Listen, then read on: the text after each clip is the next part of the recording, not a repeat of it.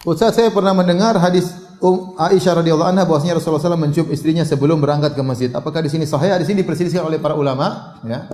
Kalau tidak salah hadis riwayat Abu Dawud, sebagian ulama mensahihkan, sebagian ulama mendhaifkan. Ya.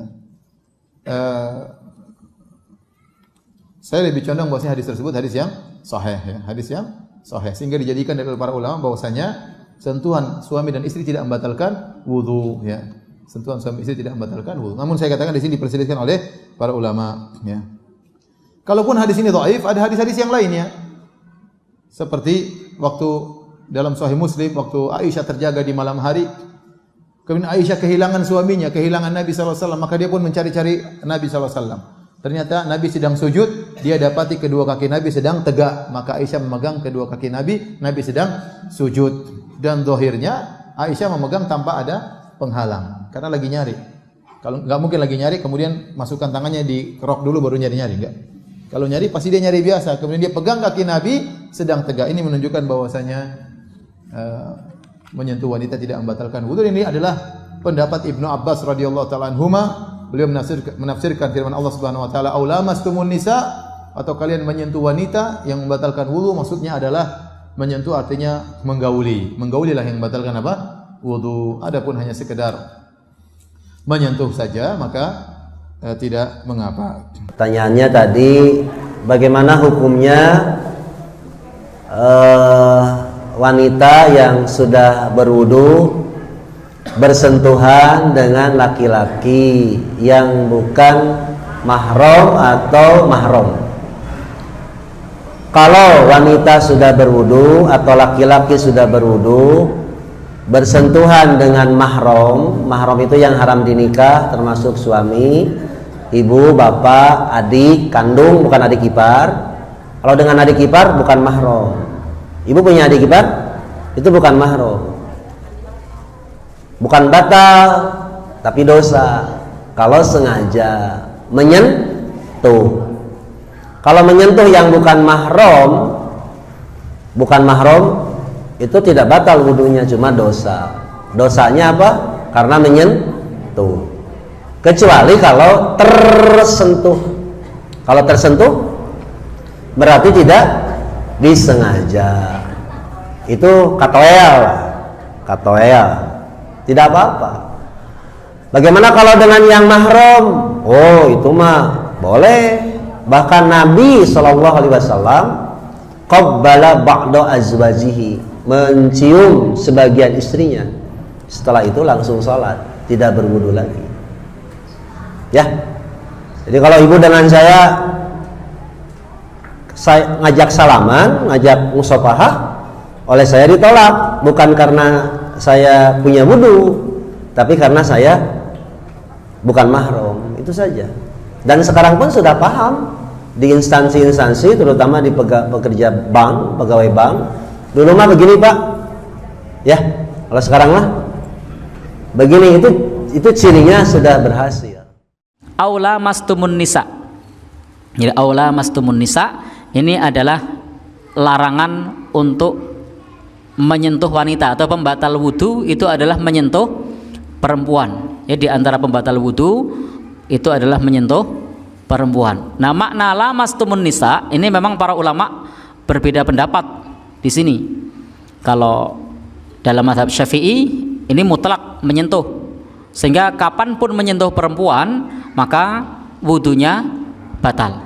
Jadi kapanpun menyentuh perempuan wudunya batal, meskipun yang disentuh adalah istrinya. Nah, jadi wudunya batal karena ayatnya menggunakan kata-kata lamasa, menyentuh. Jadi kalau menyentuh batal, itu mazhab Syafi'i begitu.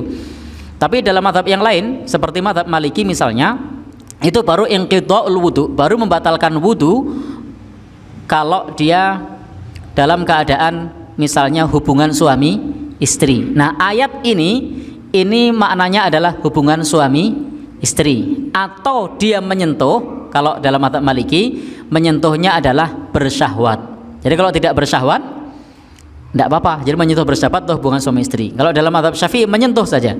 Nah, sementara dalam mazhab yang lain seperti dalam mazhab Hanafi misalnya atau Hambali misalnya, maknanya hanya berhubungan suami istri. Sehingga menyentuh baik menyentuhnya dengan syahwat ataupun tidak, meskipun menyentuhnya itu hukumnya adalah haram, tetapi wudunya tidak batal. Jadi berbeda antara hukum menyentuhnya ini haram, tetapi wudunya tidak batal. Itu madhab Hambali sama madhab Hanafi. Sehingga kalau ada orang bersentuhan pada saat wudu dengan lawan jenis, betul itu berdosa karena nyentuh lawan jenisnya atau salaman misalnya, tapi wudunya tidak batal dalam madhab Hambali dan Hanafi. Nah kalau madhab Maliki dilihat pada saat nyentuh tadi syahwat enggak. Nah, kalau misalnya pada saat menyentuh itu kok makser, batal. Tapi kalau pas menyentuh itu kok biasa, nah itu tidak batal. Tapi dalam madhab Syafi'i, lamasa di sini menyentuh saja. Jadi, kalau saya secara pribadi lebih condong kepada makna lamasa di sini adalah hubungan suami istri. Nah, dalam masalah ini bebas, jangan mau pilih yang mana. Toh yang berpendapat adalah para ulama besar semua. Tapi saya secara pribadi memilih pendapat yang makna ini adalah Al-Quran menggunakan bahasa yang halus, bahasa yang lembut. Al-Quran tidak menggunakan kata-kata bersetubuh, tapi menggunakan kata-kata menyentuh sebagai kehalusan dan keindahan sastra di dalam Al-Quran. Menyentuh perempuan itu tetap batal, tapi menyentuh dalam arti apa? Bersetubuh. Dan mau menyentuh demok tok, nyekel tok, mencium istrinya, ya. Menyentuh istri itu batal, menyentuh apa enggak tuh menyentuh mencium itu? Mencium istri itu menyentuh apa tidak? Nah, batal apa enggak? Tidak. Jadi menyentuh perempuan yang dimaksud aula mastumun nisa, menyentuh perempuan itu menyentuh dalam arti bersetubuh, itu batal. Tidak sekedar batal wudu, hadasnya berganti menjadi hadas besar. Nah, itu. Jadi ya kencing, kentut, kemudian buang air besar, menyentuh perempuan dalam arti bersetubuh itu batal. Ya. Baik teman-teman sekalian, dalam persoalan ini kita akan bagi pada dua bagian. Bagian pertama tentang sentuhan. Ya. Yang paling penting kita harus ketahui dalam hal sentuhan yang kemudian berdampak pada batal dan tidaknya wudu, itu ditentukan oleh keadaan syahwat yang dimaksudkan apakah muncul atau tidak. Ini keterangan yang pertama. Jadi baik itu yang Anda maksudkan misalnya sengaja atau tidak sengaja bersentuhan, maka bagian pertama kriterianya apakah ada syahwat muncul atau tidak.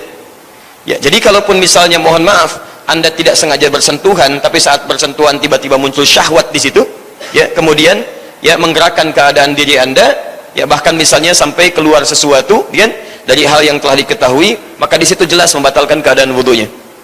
Tapi sebaliknya, sekalipun dalam sentuhan yang sifatnya sengaja ada sentuhan, tapi dalam satu kasus tidak ada syahwat keluar, dan bukan karena sengaja kebiasaan-kebiasaan untuk menyentuh misalnya, ya, maka dalam hal ini bahkan tidak membatalkan wudu. Bisa tidak membatalkan wudu. Kita ambil misalnya contoh, Rasulullah SAW pernah beliau menunaikan sholat malam di tempatnya Sayyidah Aisyah radhiyallahu taala anha, sedangkan beliau dalam keadaan tertidur, ya Sayyidah Aisyah. Ketika Rasulullah SAW tengah menunaikan sholat, dan jelas tidak mungkin sholat seseorang ditunaikan kecuali dalam keadaan berwudu, jelas ya. Ketika beliau sedang sholat, diceritakan oleh Sayyidah Aisyah, kemudian tergeraklah tangan beliau, ya, menyentuh kakinya, sampai tersadar kemudian terbangun, dilihat Rasulullah SAW sedang menunaikan sholat, sudah dalam keadaan kakinya bengkak-bengkak. Ya, hadisnya sangat populer, Anda bisa temukan di Al-Bukhari dengan turunan hadisnya dari nomor hadis 2008 sampai dengan 2012. Sampai di situ kemudian beliau mengisahkan tentang keadaan sifat sholat Nabi kepada beberapa sahabat yang bertanya, di antaranya Al-Mughirah bin Syu'bah, Hudzaifah Al-Yamani, kemudian ada sahabat Abdullah bin Mas'ud radhiyallahu taala anhum jami'an. Mereka bertanya, kaifa kanat salatu Rasulillah sallallahu alaihi wasallam? Bagaimana sifat salatnya Rasulullah sallallahu alaihi wasallam? Kata Sayyidah Aisyah, la tas'al an husnihinna wa tulihinna. Jangan ditanyakan bagaimana panjang dan bagusnya salat beliau. Shalli arba'an, thumma yusalli arba'an, thumma yusalli thalathan. Kalau beliau salat di rumah saya, salatnya 4 rakaat, 3 rakaat. Tapi jangan ditanya bagaimana panjang dan bagaimana bagusnya bacaannya, karena sulit untuk diikuti. Ya, bagaimana bisa tahu keadaan ini? Karena pernah tadi beliau terbangun, tangannya menyentuh kaki Nabi yang tengah menunaikan salat. Dilihat kakinya sudah bengkak. Sampai di akhir bertanya, ya Rasulullah, kenapa harus sampai seperti ini? Alam takun ma'suman, bukankah engkau seorang dijaga dari salah? Alam takun madmunan, bukankah engkau dijamin masuk surga? Ya. Jadi Masya Allah, kata Sayyidah Aisyah, kalau dalam bahasa kita lebih luasnya, Anda ini kan Rasul, Nabi, dijaga dari kesalahan, dijamin masuk surga, masih mau tahajud sampai bengkak-bengkak berdiri lama begini. Ya, Masya Allah. Kalau kalimat ini dibalikan kepada kita, Anda Nabi bukan, Rasul bukan, surga belum jelas, tidak maksum juga gitu kan? Masa nggak mau bangun tahajud walaupun tidak harus bengkak seperti Nabi gitu kan? Kalau dalam kalimat bebasnya. Baik, apa jawab Nabi? Afala akunu 'abdan syakura? Apa nggak boleh aku menjadi hamba yang bersyukur kepada Allah Subhanahu wa taala? Apa syahidnya kaitan dengan pembahasan kita? Kaitannya adalah ketika Sayyidah Aisyah tangannya terkena kaki Nabi, ternyata Rasulullah SAW tidak membatalkan sholatnya, tapi diteruskan oleh beliau, teruskan sampai dengan selesainya, sampai dengan tuntasnya. Baik, maka para ulama hadis di sini memberikan pandangan, termasuk ulama fiqih, dalam keadaan-keadaan tertentu, sentuhan bahkan yang terjadi, gitu kan? Sentuhan bahkan yang terjadi, dan nanti akan Anda lihat juga, Nabi dalam keadaan puasa Ramadan pernah mencium istrinya. Ya, dalam kebiasaan rutin beliau ketika akan berangkat beraktivitas, apakah membatalkan puasa? Tidak. Ya, karena itu kegiatan-kegiatan rutin harian yang sudah biasa dilakukan, yang tidak menghadirkan syahwat. Jelas sampai sini? Nah, jadi sekalipun ada sentuhan misalnya, tapi dalam sentuhan ini tidak melahirkan syahwat, tidak berniat pada keadaan yang khusus terjadi antara suami istri, maka itu dipandang tidak membatalkan wudunya. Baik, tapi kalaupun Anda misalnya, mohon maaf, tidak sengaja sentuhannya, tapi dari situ muncul syahwat, bahkan Masya Allah tidak menyentuh secara fisik, tidak menyentuh secara fisik, tapi sentuhan non fisik. Ya, jadi di Quran itu termasuk di bahasa Arab ada dua jenis sentuhan. Ada sentuhan pertama, yaitu sentuhan secara fisikal. Ya, dalam bahasa Arab disebut dengan lamasa. Ya, lamasa. Ya, hari ini antum imannya cukup kuat yang ada di sini ya, makanya nggak pakai papan tulis, cukup dibayangkan aja ya. Lam, mim, kemudian sin, insyaallah. Lam, mim, sin, lamasa. Baik, itu yang dimaksud sentuhan secara fisikal.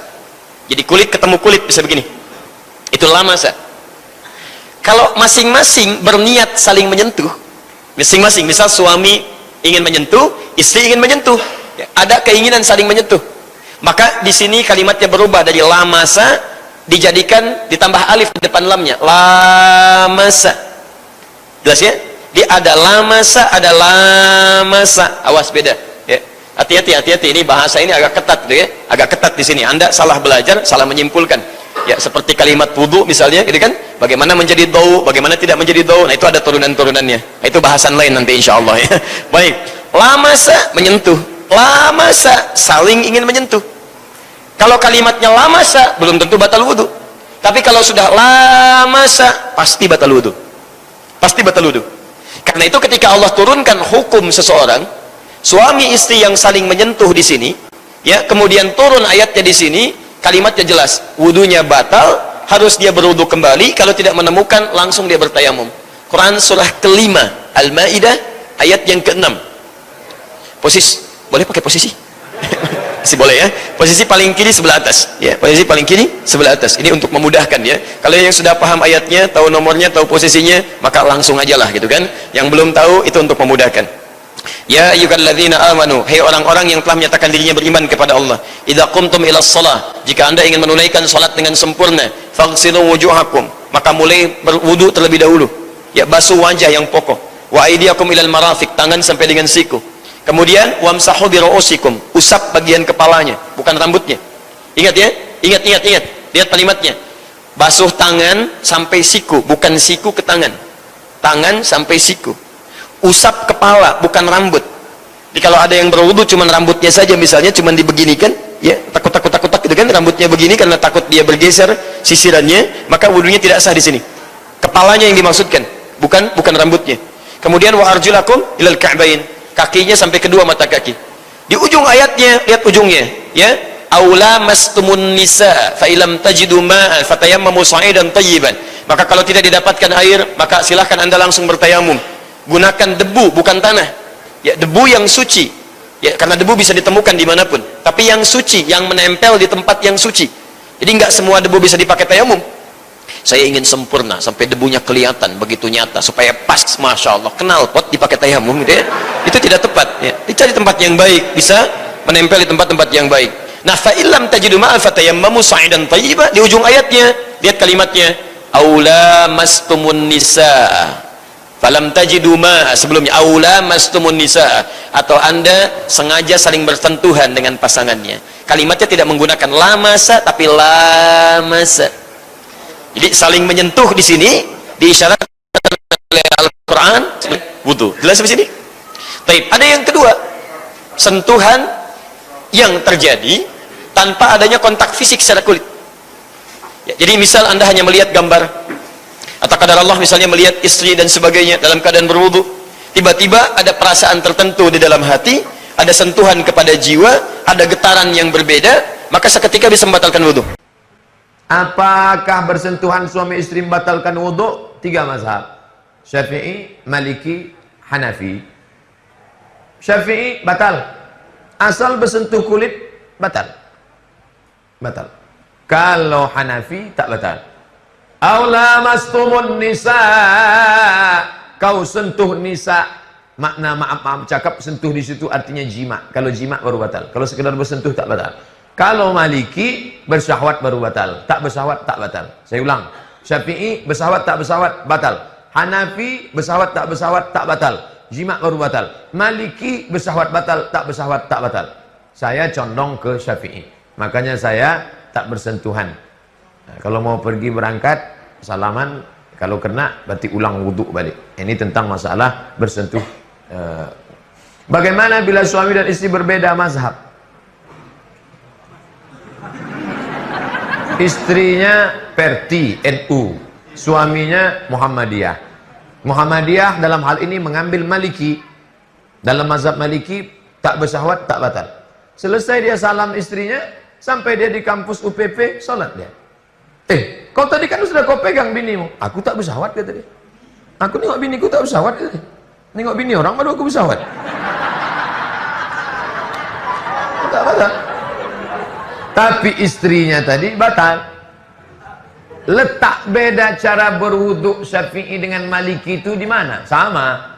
Basuh muka sama, basuh tangan sama, usap kepala sama, usap telinga sama, kaki sama. Cuman bedanya kalau mazhab Syafi'i air kepala sikit aja, ubun-ubun aja, telinga sama kepala lain. Kalau Maliki basahkan tangan, sapu kepala ke belakang, maju ke muka, menyambung ke telinga. 1 kali 1 Maliki. Pertama, istri itu bukan mahram Anda. Kalau mahram Anda tidak bisa menikah dengan istri Anda. Istri Anda bukan mahram Anda batal wudu, baik dia sebelum menikah atau setelah nikah. Kalau sebelum menikah dia mahram yang Anda batal wudu dengannya dalam mazhab Syafi'i. Setelah menikah jadi istri Anda tetap batal wudu. Cuman Anda boleh berhubungan dengan dia karena istri Anda, tetap. Jadi ya, pembahasannya bukan membahas masalah istrinya dulu, mahram. Biarpun menjadi istri tetap bukan mahram. Biarpun sudah menjadi bukan mahram, cuman karena istri maka dia boleh berduaan. Tapi gelar mahram yang bukan mahram itu, kalau mahram haram dinikah. Mana mahram haram dinikah. Yang boleh dinikah, yang mahram haram dinikah. Kalau mahram Anda nggak bisa menikah dengan istri Anda. Kakak perempuan Anda, adik perempuan Anda. Istri Anda semula adalah orang luar yang dia bukan mahram. Dia batal wudhu dengan Anda dan Anda boleh menikahi dia sampai Anda menikah. Kemudian Anda menikah, tetap batal wudhu karena hukumnya adalah dia bukan mahram, kemudian Anda nikahi. Adapun pertanyaan selanjutnya adalah masalah kok neneknya istri kok jadi nggak batal. Ini istri saja batal, gimana neneknya istri jauh kok malah nggak batal? Ini kok aneh. Anda lupa, mungkin Anda tidak mengikuti silsilah bahwasanya mahram ada 2, 1 mahram nasab, yang kedua mahram susuan, yang ketiga mahram karena pernikahan. Anda dengan istri Anda batal wudhu, tapi Anda dengan mertua Anda enggak. Karena apa? Anda enggak boleh nikah dengan mertua Anda sampai kapanpun. Yang boleh pahami ini, karena itu mahramnya karena musyawarah pernikahan. Jadi mahram ada 3 pernikahan. Jadi dengan istri Anda batal wudhu. Tapi dengan mertua Anda sampai kapanpun, kalau seandainya seorang suami istri yang menikah dan tidak boleh pindah ke mertuanya, nggak boleh. Mertua sampai kapanpun, biarpun sudah cerai dengan anaknya, mertua adalah mertua mahram selamanya. Dan siapa lagi? Ya ke atasnya. Ibunya mertua, namanya nenek istri, mahram terus sampai atas. Seperti itu. Jadi memang berarti tanggap yang bertanya ini paham betul. Hanya karena yang bertanya tidak mendengar semuanya, maka sepotong. Tapi kalau dari pertanyaannya sangat paham. Kalau seandainya yang bertanya ini mengetahui dari awal pembahasan kami fikih praktis itu, ini saya nggak akan bertanya ini. Tapi menunjukkan pertanyaan paham. Mulai dari istri kok tidak batal, giliran nenek batal. Padahal dulu, nah ini paham. Ini pertanyaan yang paham ini. Insya Allah yang bertanya paham, tolong dicek kembali pembahasan tentang fikih praktis masalah mahram di Halakoh Fajar. Anda bisa ambil videonya, Halakoh Fajar, ambil bab mahram. Mahram ada 3, mahram karena nasab, mahram susuan, mahram karena musabahah musaharoh. Dan nanti ada mahram yang muakkatan bukan alat takbid adalah nanti masalahnya. Itu adalah tetap batal wudu.